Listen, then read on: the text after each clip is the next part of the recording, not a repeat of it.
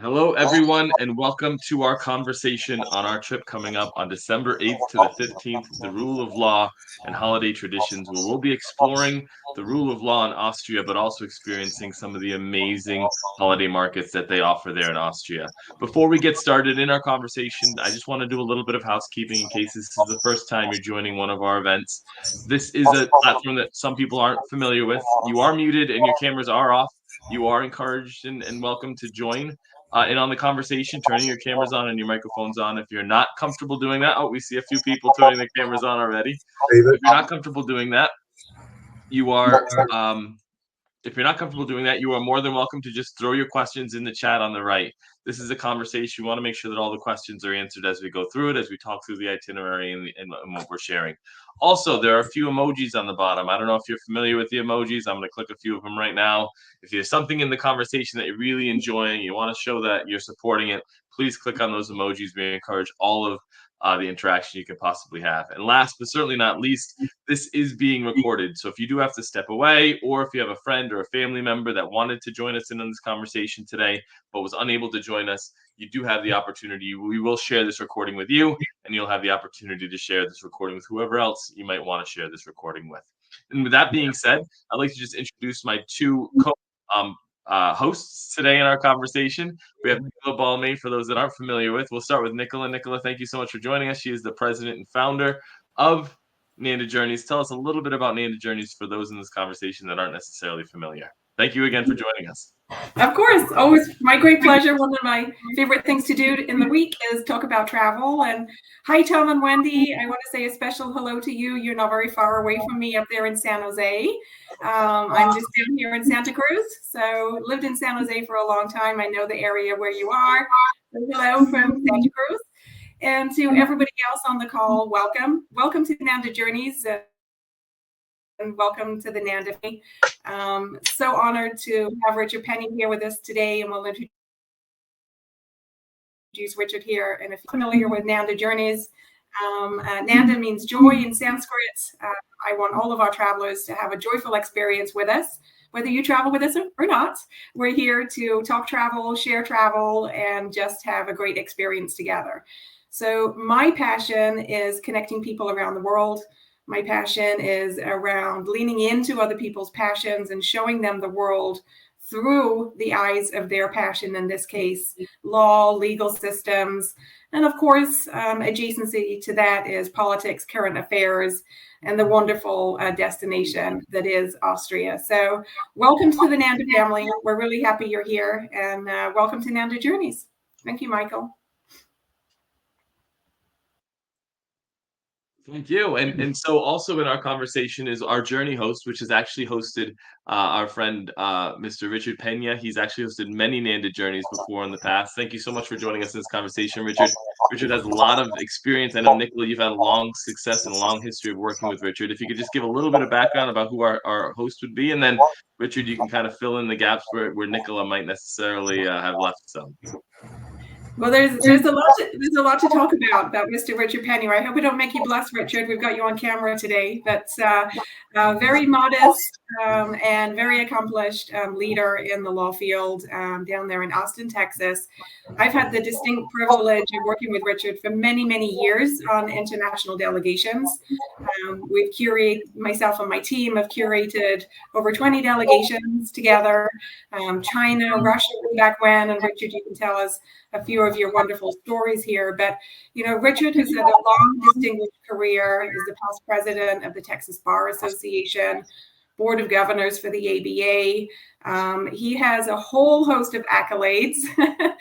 Most recently, Richard, I'm remembering the award you most recently received. My apologies for that.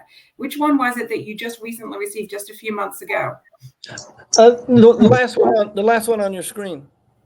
Oh, the National Conference of the Bar Presidents. Yes, that's right. So Richard is a very, very humble and heart-centric, as I like to say, leader in the law field. He's obviously always there for his clients, but more importantly, he's there for humanity.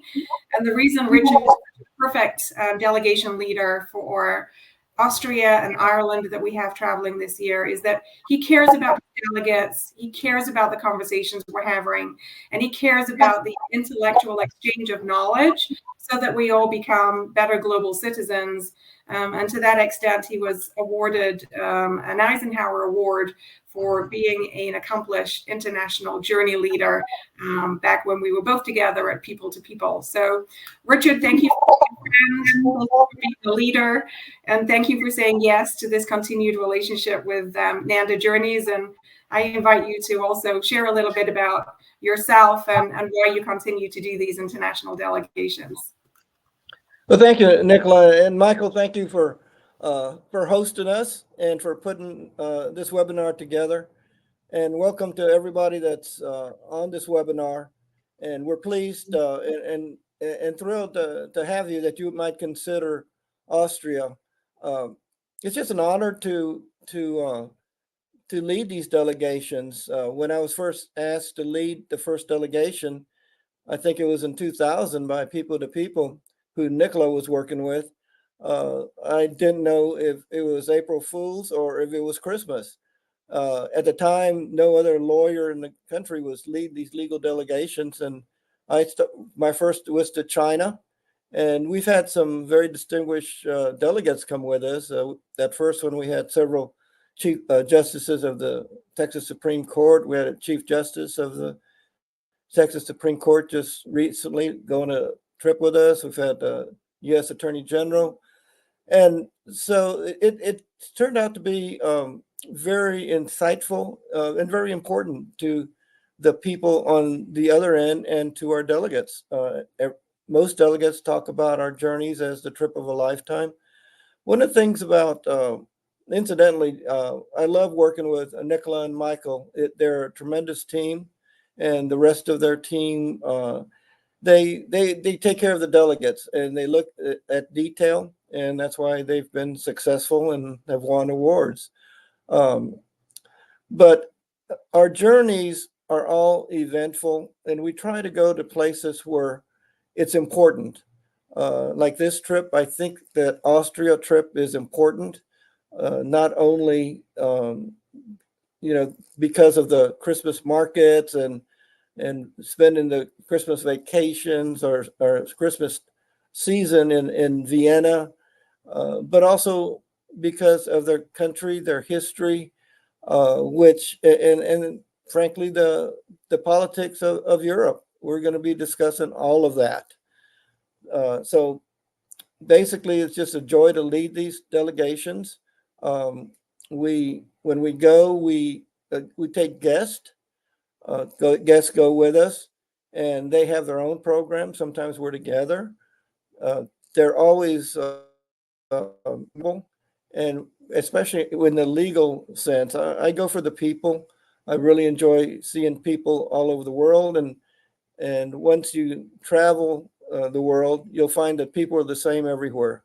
They want the same things. They want peace. They want security, and they're just human beings, and that makes the world a lot smaller for me, and I get a better perspective on life here in America. So thank you for having me. Yeah, thank you, Richard.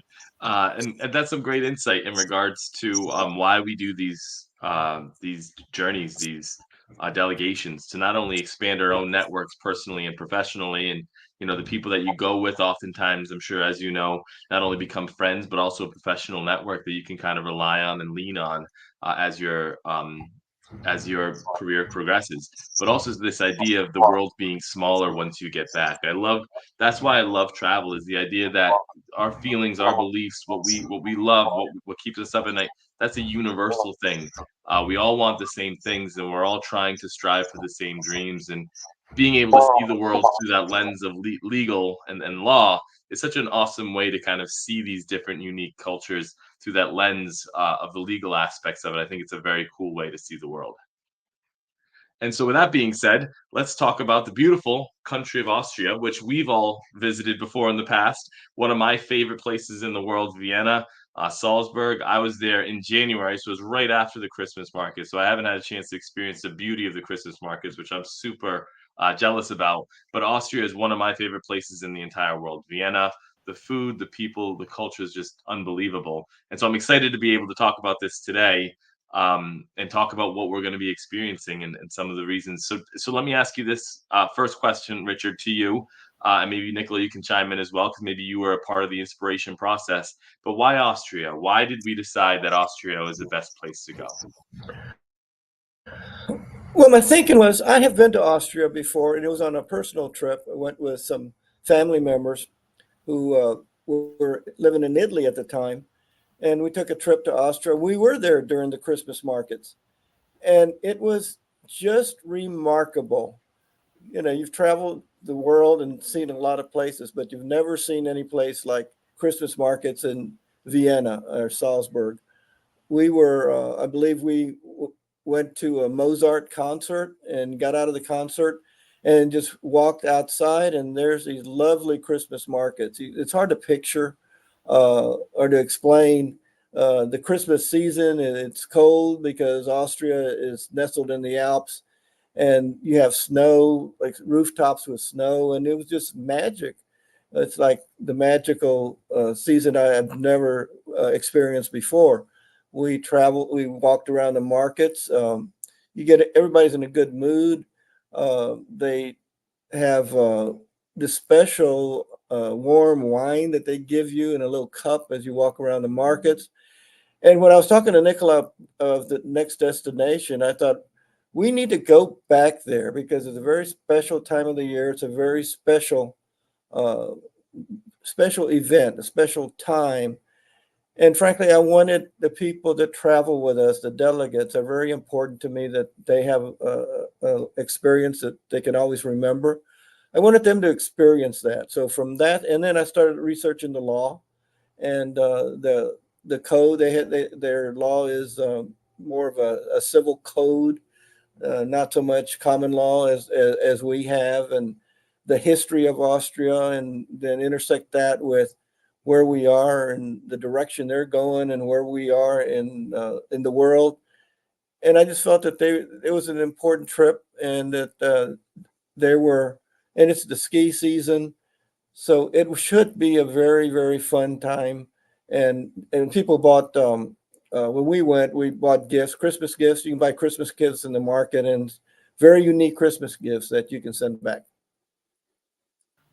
And we're hoping for a good delegation. We've had good responses so far. People are really, really interested in this, and I know Nicola likes to limit the delegation to 20 people, and we're well on our way to that.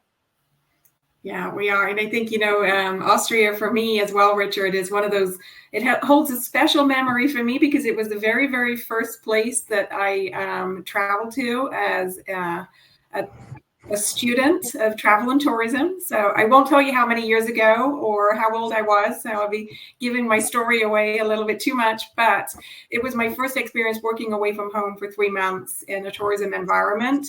And Austria has been very special for me because during my people to people time and my student and citizen ambassador time, that was the headquarters of our European partners. So as we go through the itinerary and we share with you the things that we have planned for you, when we say it's with friends of Nanda, we really, really mean it. We didn't just meet them last year. We met them, 15 years ago, and they will be showing you their Austria, their Vienna, their Salzburg.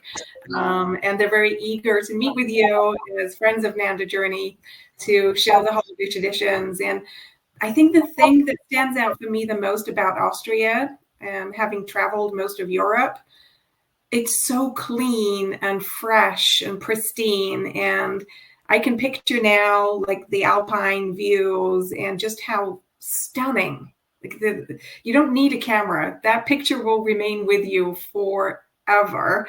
But the views and the pristine nature of everything around you is something that I will cherish and remember forever. Excited for all of you to experience that and talk to you when you come back, see what your legacy memory was.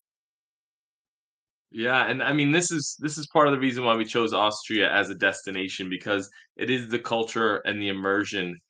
Did we just lose? I think we just lost Nicola. It is the culture and the immersion.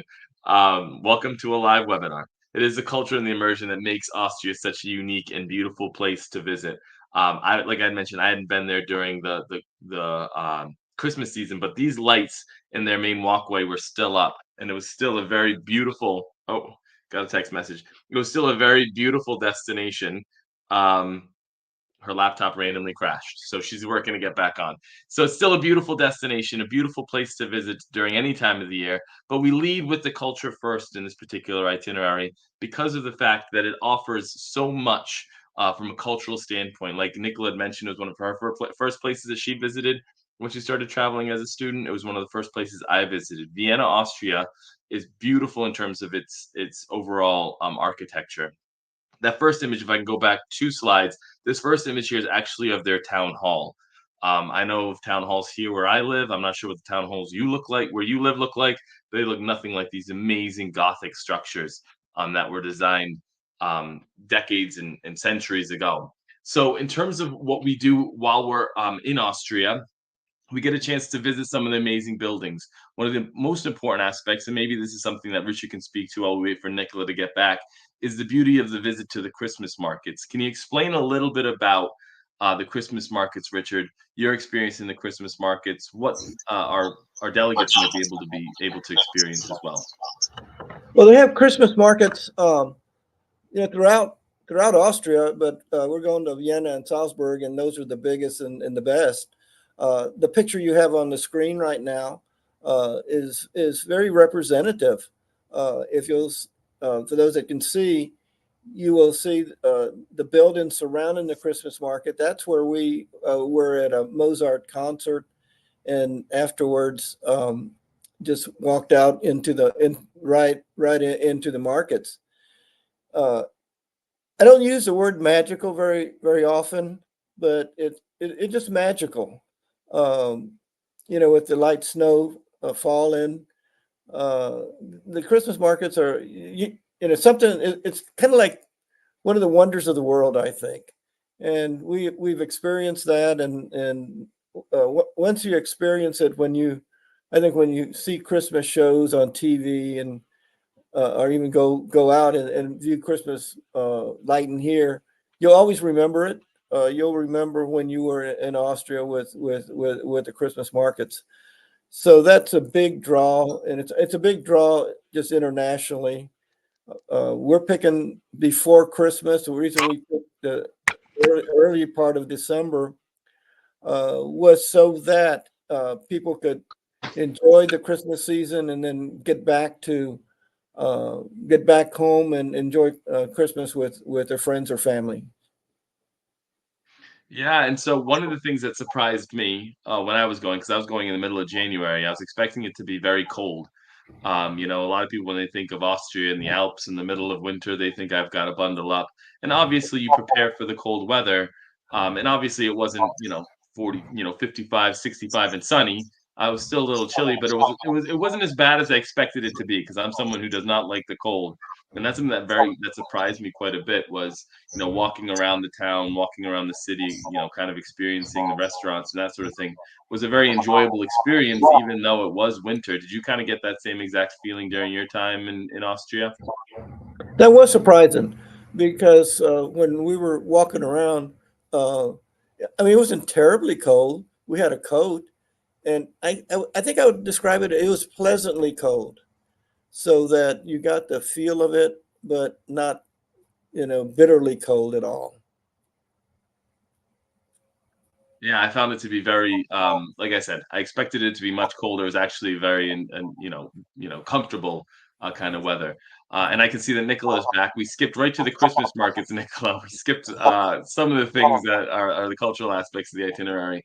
But in terms of the Christmas markets, one of the things that makes it very unique is this Glühwein, this warm wine that the people drink while they walk around the Christmas markets. Can you tell us a little bit about that? Because I know we also have a chance to make some of it during our stay during our trip.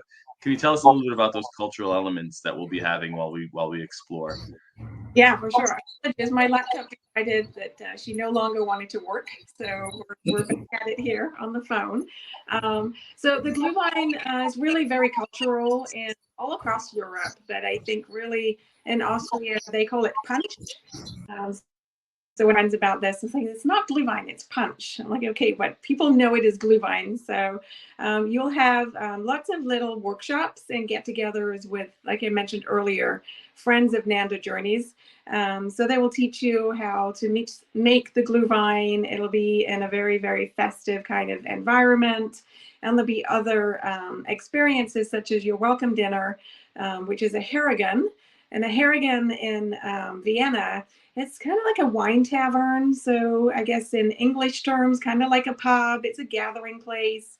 It's a community center. So in the summertime, they're growing their own grapes and then they make their own wine in the Harrigan. They serve traditional foods. So you'll definitely enjoy lots of local Wiener Schnitzel, Apfelstrudel, and all of the wonderful Christmas cookies and so on and so forth. So you'll have workshops where you're learning all about these Christmas traditions. And in every country all over the world, the holiday season, the Christmas season, and the festive season has lots and lots of different traditions. And Austria is no exception. So you'll be hearing those stories and stories of children's very, very special memories about this time of the year, and also a Christmas concert too. So music, very, very important cultural element, of course. So you'll attend a Christmas concert in a very special location. And then in Salzburg, of course, learning about Mozart. And so this time of the year, we can't emphasize it enough, I don't think. It's magical. It's just, there's something very emotive and special. So the feeling you get about being here in this location is something that cannot be underestimated. Difficult to describe, of course, because feelings are very, very hard to describe. But I think how you feel when you're there is going to be quite different than some of the other travel experiences you've had at other different times of the year. And I know that you've spoken extensively about the Christmas markets, which are going to be like super, super special. They go from the very, very large city dominant Christmas markets to in the very small communities. Every small village has their own Christmas market. And what I love most about that is you're supporting independent artisans. So we're not going to a large department store, or we're not buying online at a multinational company. You're literally supporting the artisans and the small independent business owners that have curated these gifts, curated these items. So they're one of a kind, they're special, and they're even more special because you're really supporting the economic independence of people locally in Vienna and Salzburg. So as you guys know, that sits very, very special in my heart. And everything we do at Nanda, we do with a goal of trying to support the independent community in the locale where you are. So we try and get as granular as possible and make sure that the travel dollars we spend on your behalf are having the biggest impact you possibly can. And in Austria, it's no exception. Yeah. Yeah, I mean that the idea of the music, the classical music. I am a sucker for a good movie, and Amadeus is one of my favorite movies of all time. I think I watched it for the 50th time last week or 2 weeks ago. Now that it's on Netflix, if you haven't watched it, definitely highly recommended. If you have watched it, my wife couldn't get beyond the laugh of Mozart in that movie. If you have seen it, it's just one of those things she couldn't get past. But I love every moment of it. So getting a chance to see where he was born, learn about kind of the life and times of him, but also knowing that Vienna was the heart of the Habsburg dynasty. So the buildings that are there, the enormity, getting a chance to see Schönbrunn Castle, which actually was their palace, their summer home. When you get a chance to see it and how beautiful it is, getting a chance to walk through it. Not a lot of people know that Marie Antoinette spent a lot of her time at that castle. So walking in the footsteps of giants, right? This let them eat cake. These people that we hear about in our stories, getting a chance to walk in these footsteps is something that I found to be very impactful. And that's part of the reason why I love traveling. You get to live the stories that you see in movies or read in books. When it comes to culture, Austria is definitely doesn't have anything short. It definitely has a lot to give in terms of cultural opportunities and winemaking and the food. I can tell you, my grandparents grew up just north of Vienna. And my grandmother used to make a bunch of German food, and so Wiener Schnitzel here is something that they put as big as a plate, you put a little lemon on it. It is unbelievably good, unbelievably good. I'm jealous just for the Wiener Schnitzel. But anything to add, Richard? Any thoughts on the culture of Austria that you had? The people are very interesting. They, if you start a conversation, they'll warm up very quickly, and I found that pretty interesting. What I like to do when I go to countries is talk to the people, the waiters and just average people. Yes, we meet with the top lawyers in the country and professors and deans of law schools, and sometimes their parliament. And in this trip, we're going to be meeting with one of the, I think, chief administrators of the Supreme Court, one of the three Supreme Courts. But it's the people, and everybody's different, but everybody's the same. And that's what I enjoy. I enjoy the people, sometimes more than the culture. Mm-hmm. Yeah. Mm-hmm. Yeah, and that's why this delegation is a little unique, because typically we lead. If you joined us in Ireland last year, if you're planning on joining us in Ireland later this year, typically we'll lead with the legal aspect, that peer engagement, continuing education. And although that is a big part of what this delegation is all about, the idea of what Austria brings in terms of culture and the Christmas markets, that is such a big part of this. But the legal side, the peer engagement, the continuing education is still a big part of it. So I don't know if Nicola, you want to tell us a little bit about some of that peer engagement and continuing education, and then Richard, you can fill in the gaps or vice versa. But there's a lot of that in this itinerary as well. Is that correct?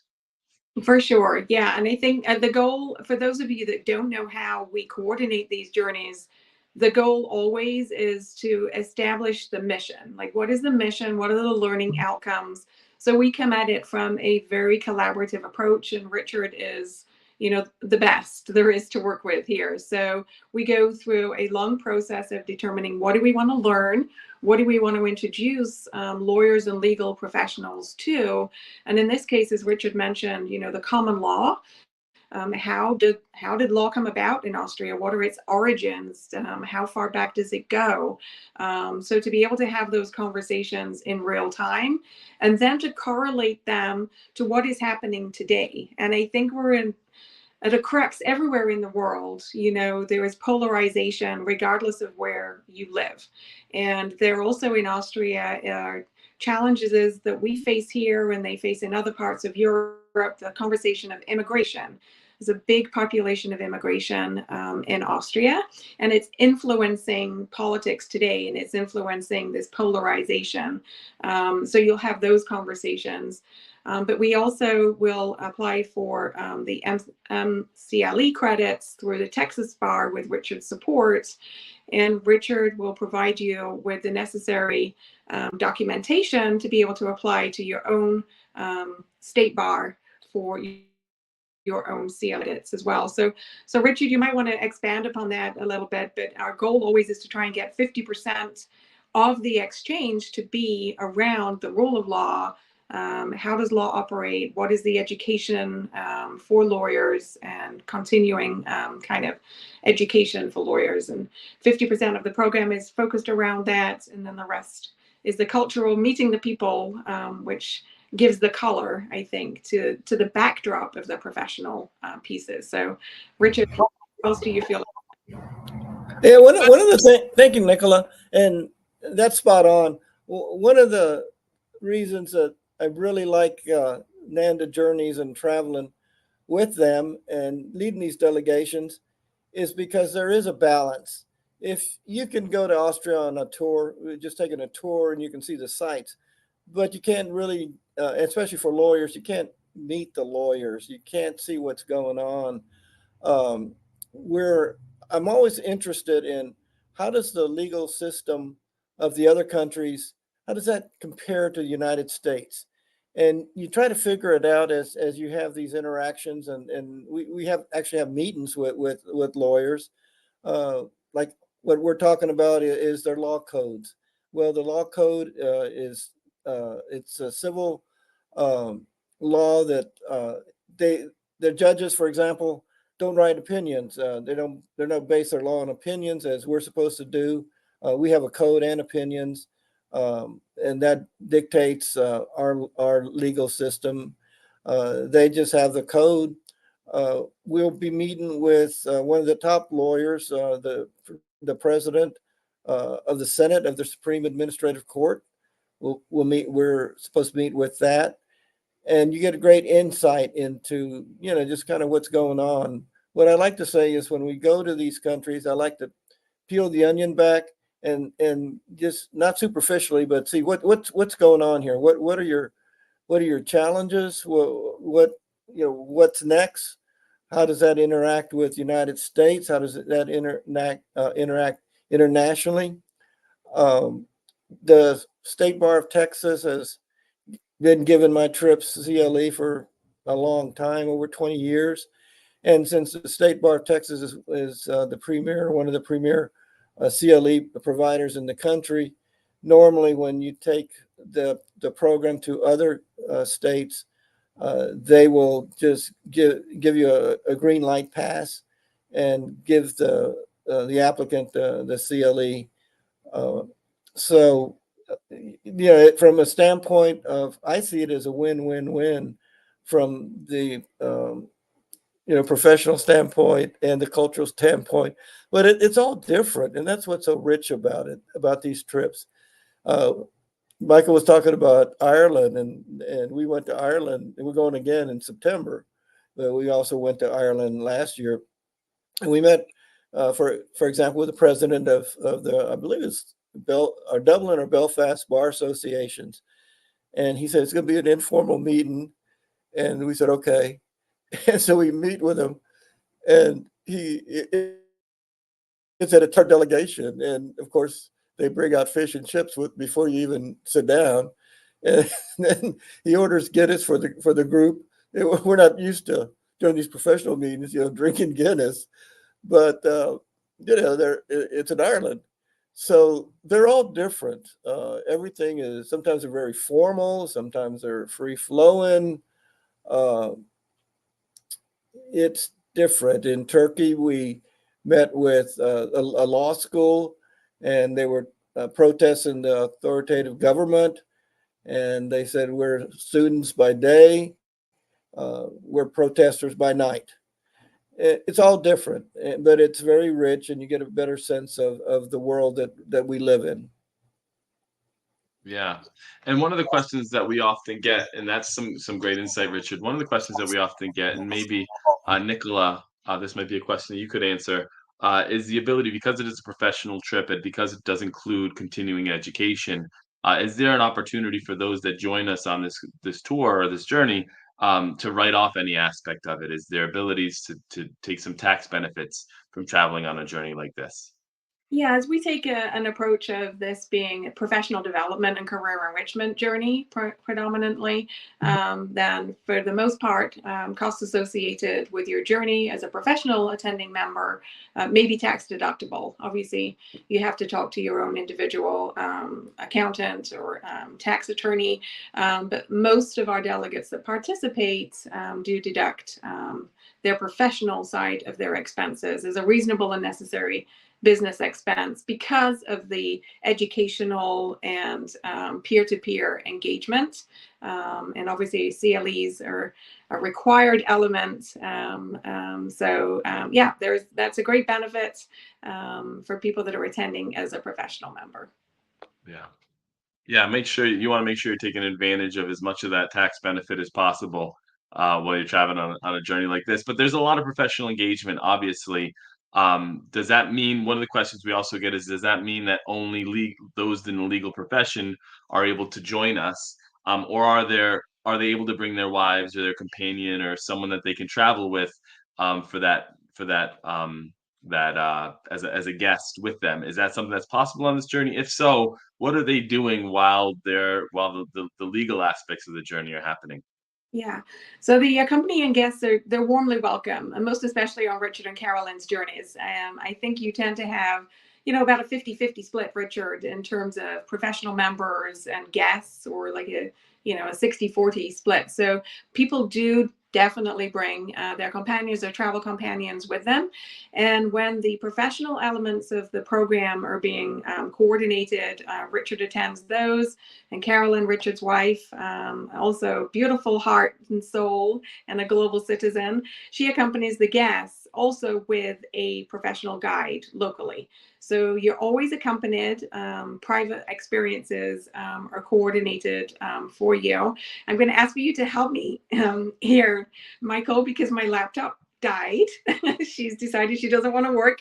So I don't have the specific elements of the guest program right here in front of me just at this present time.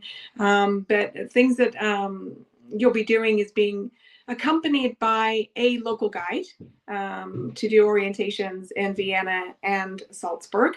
I believe we have alternate visits to, I think there's another castle on there. I wish I'd have written, I was relying on my laptop today instead of paper that I usually use. So maybe if you could help me out there. But I think at the moment we have several guest members registered. So evening dinners and so on are done as a group. But during the day, those half-day experiences, when the professional members of the delegation are off meeting with lawyers or professors or that Supreme Court president, then you'll be doing alternate activities. We leave a little free time in there as well. Because of course, shopping is a really big part of supporting the local economy, but also acquiring things that are really unique for you, and our guests really like to do that. So I know there's extra time at the Christmas markets with our guests. Yeah, there is to that point, there is some free time for continuing shopping and experiencing on their own.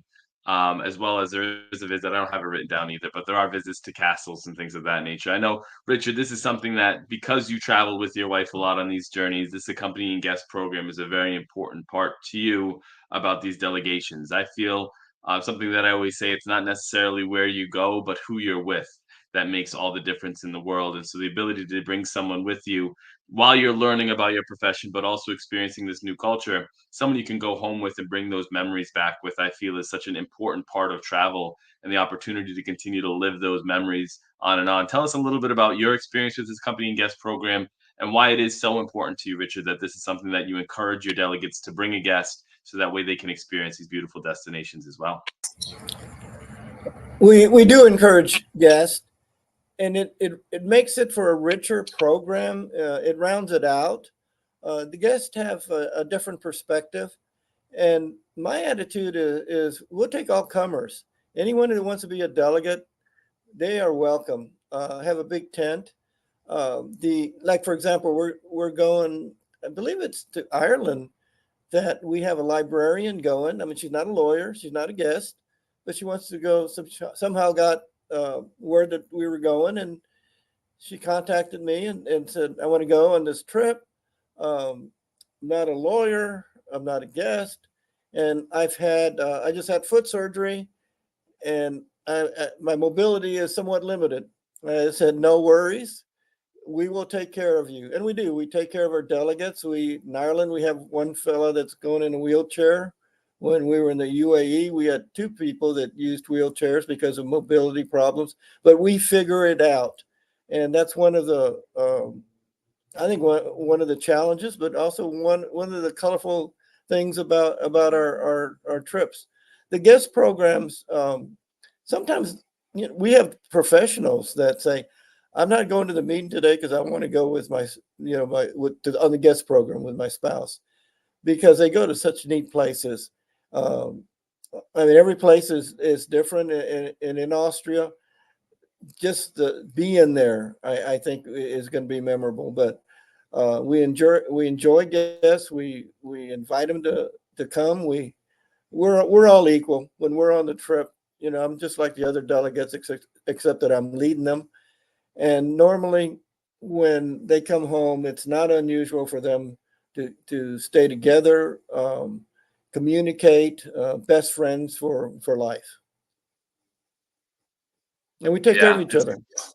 Yeah, and it's a great aspect of the journeys that you put together, that Nicola puts together through Nanda Journeys, and that you lead, Richard, is you welcome everyone and anyone who wants to participate. Because not only are they bringing obviously their own interactions and their own experiences, but they're also bringing unique perspective around questions that they might ask. Or, I've written down a question, you ended up answering it, but you had said early on in this conversation about civil code versus common law, and kind of what does that mean, and how does that interaction happen between here in the U.S. versus how it happens in Austria. So that kind of interaction and those kinds of questions and engagement is a big part of the accompanying guest program, and why we encourage all of our delegates to bring a guest. So that way, there's more of that vibrant conversation that happens around dinner, talking about what the guests did and what the professionals did and all the amazing things that happened throughout the journey. So for those of you that are already signed up, this is going to be kind of a review for you, but we want to just kind of go through the day-by-day itinerary very, very quickly. Again, it's 8 days and 7 nights. It's Rule of Law Holiday Traditions, December 8th to the 15th, 2024. Obviously, our delegation host being Richard Pena. Again, this itinerary includes 14 meals, 5 breakfasts, 5 lunches, and 5 dinners. And what I really love about the way this itinerary is designed is because it's 3 nights and 3 nights. 3 nights in Vienna, 3 nights in Salzburg. There's so many itineraries that try to fit everything in all the time. I've said this before on many Nanda journeys presentations, where it's one night, one night, one night, one night. You might as well just stay in your pajamas. I call it a pajama tour, because what's the point in even changing out of your pajamas? You're just going from place to place to place. Here, 3 amazing nights in Vienna, 3 amazing nights in Salzburg. We also have that extension there that's there for Prague, although we're not including that in the itinerary. We do encourage you that if you do want to fly or go to another part of Europe while you are there, Nicola, Nanda Journeys team, we can definitely help you kind of do a pre-night in Vienna or a post-night in Salzburg, or maybe a post-night in Munich. Experience more of that Christmas culture while you're in Europe, and while you're in Germany even, towards the end of that trip in Munich. So if you're looking to extend your trip to another part of Europe, please know that Nicola and her team are very well accustomed to dealing with those kinds of requests, and they can kind of help you fly in and out of any gateway throughout Europe. In regards to this itinerary, again, the trip itself is $46.99 land only, based on double occupancy. That's per person. That's $699 as a single supplement, with a deposit of $500 due per person. If you are interested in signing up, we are beyond our fully refundable date, but all you need to do is put that $500 deposit down. That holds your spot. I know, as Richard said earlier in the conversation, we are filling up. So I always say to people, it's always better to have your seat and decide you don't want it than to need that seat and us unfortunately put you on a wait list. I know I don't like it. I know Nicola doesn't. We hate putting people on wait lists, because when you make the decision that you want to go, that's usually when you've committed yourself. And for us to say, unfortunately, you're waitlisted, we hate to tell people that. So if you're interested in going, putting your money down sooner as opposed to later is always a good idea.